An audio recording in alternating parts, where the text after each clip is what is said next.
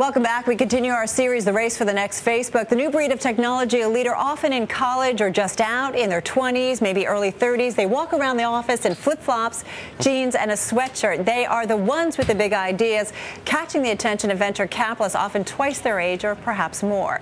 Folks like Facebook's Mark Zuckerberg or Groupon's Andrew Mason and Seth Priebatsch. As our series Race for the Next Facebook continues, we take a look at this 22-year-old entrepreneur who calls himself the chief ninja at his company and who just might be the next big thing. Oh, yeah. Seth Priebatsch is a 22-year-old college dropout. He sleeps in his office in a sleeping bag he keeps under his desk. 2 years ago, I was a freshman at Princeton. He also runs a tech startup that just got $15 million in financing. Sweet. Seth developed Scavenger while at Princeton, what he calls a game layer on top of the world.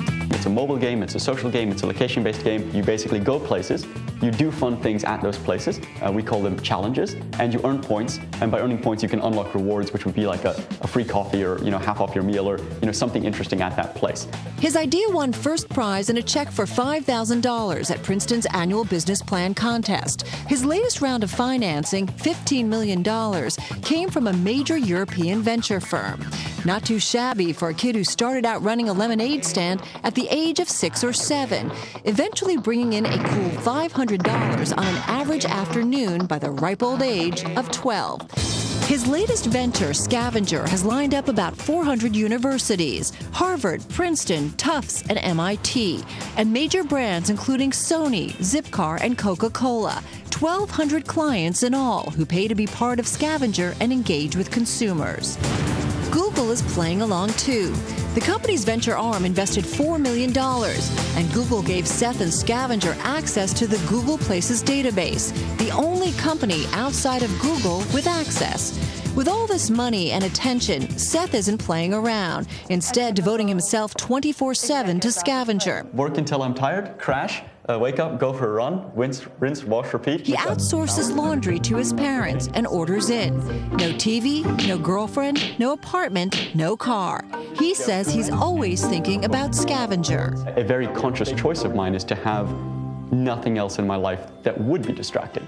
And while Seth has met Mark Zuckerberg and calls him a rock star, and he'd love to meet Bill Gates, for inspiration and vision, Seth draws on a well-known CEO many years his senior, Lou Gerstner. That's right, the former CEO of IBM. He took a really successful company that was falling on hard times and kind of about to implode, and identified the market space and was able to not just create something that is hugely innovative, but actually reinvent what was already a billion-dollar company into a company that was 10x bigger.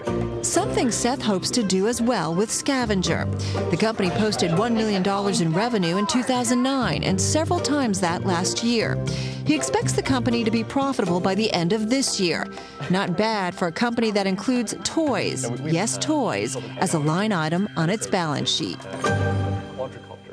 All right, so Seth did take a little time off from Scavenger to join us today, and I have to say, Seth, I'm glad to have you here. I've been reading about you for a while now. You are obsessed to the point where it must be a little bit scary, I think, for your parents or investors, but I was happy to see that you actually have toys as a line item in Scavenger's budget. Absolutely. So you do chill out once in a while. Yeah, we spend probably way too much money on Nerf guns and other fun things at the office. I mean, and you really do walk around. I mean, we visited you. You walk around barefoot. I mean, you've got scooters in your offices. You're there all the time. Why is this such an important way to kind of run a business in your view? Well, so there are two parts to it. One is we're a gaming company, so we're all about fun. We're trying to build a game layer on top of the world. If we're not having a great time, how can we expect our users, our clients, our partners to be having fun? And the other is about dedication. Building a company is really hard. And if I expect my team, we've got about 60 people now, to work really long hours, I have to be there at least twice as long as them, and it sets a great team work ethic, and we have a great time, but work really, really hard to make it successful. Let's bring in Google Ventures' Rich Miner now. He invested $4 million in Scavenger. And as I say, Rich, I've been following Seth's career for about a year now. I'm a Scavenger user. Is there a little bit of a concern that he's working too hard? I mean, he is driven Yeah, not at all. I think if you look at the profile for most successful startup entrepreneurs, they're highly driven. When I was starting my own company, there were many nights I would sleep on the futon in my office, and I think you'll find that in many entrepreneurs, and Seth is exactly the profile we're looking for. Richard, and I was going to ask you, we've been kind of looking at talking to a lot of venture capitalists, looking at Media Labs and New York Tech startups this week, and you've got a lot of people who will, in an evening, 800 in all, will get up and pitch their idea for 3 minutes. They're all young, they've all got a lot of energy. What is it, though, that makes Seth stand out in your view, so much so that you want to commit a bunch of money, not only money, but time and energy and advice? Yeah, it's always a function of how bright the person is, how driven they are, the idea that they have, and also their leadership skills. And Seth hit all of those out of the park and impressed me and impressed my partners. How often do you guys talk? All the time. We're probably on voice, not that much, chatting and IMing at least a couple times a day. Probably more than he wants. Do you feel a lot of pressure? There's definitely pressure. We've got to build something big. We are building something big, but there's also a tremendous amount of success and a lot of signs pointing in the right direction. So it's a good mix of pressure and results. So you're doing what you love as well, which I'm sure must be absolutely the best you could hope for. How is Scavenger actually doing? I mean, how is growth? What's the feedback about people who are using it? Definitely. So all of our metrics are through the roof. We track on a bunch of different metrics. We're sort of an interesting company in that we've got a really large active user base that plays Scavenger on a daily basis. It's a location-based mobile social game, and that's growing like gangbusters. We're adding more new users every day than we ever have. And on the flip side, we've got a bunch of enterprises who build on this platform, about 1,200 in total. And so we measure them on the success that they've been seeing. Their repeat rate, our enterprise repeat rate's about 85%, and revenue this month is up 10x from what it was a year ago this time. Did we explain, by the way, how Scavenger works? We did in the piece. I mean, it's like Foursquare on steroids. You go to a place, you do something, you get a prize for winning. You do challenges and you get rewards. Let me ask you guys, what's the end game? And I know you and I talked when I came up to visit you. I mean, what's the end game? Is it all about an IPO and going public? I mean, Rich, what is it for you guys in terms of being invested in this company? Yeah, sure. We're in this to help companies and help founders build really big companies and make them successes. And certainly an IPO is one measure of success or one endpoint that you can work towards. But for us, we work with our companies, and whatever the logical place they go to, we help them get there. And with Scavenger, like with all of our portfolio companies, we're aiming big. How big do you want to go with this, Seth? We're going somewhere huge. I mean, our growth over the last year was about 10x on every metric. We think we're going to blow that out of the water this year. And me personally, I never end up thinking about the exit as much as that might make our backers nervous. I'm always thinking about what we can do that's going to make this bigger, make this better, make this faster.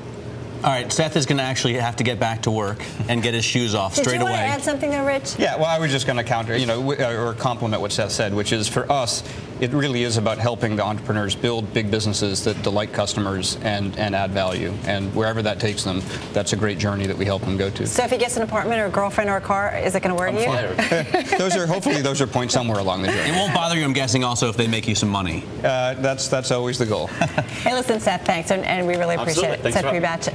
All right, we are back with Rich Miner of Google Ventures. Rich, Google started your firm 2 years ago to fund promising new technology companies. Where are you finding opportunities here, and are you finding maybe a little too much? I mean, Scavenger is a great example of a location-based service, Foursquare. There's so many others, apps for your phone. It seems like there's so much going on.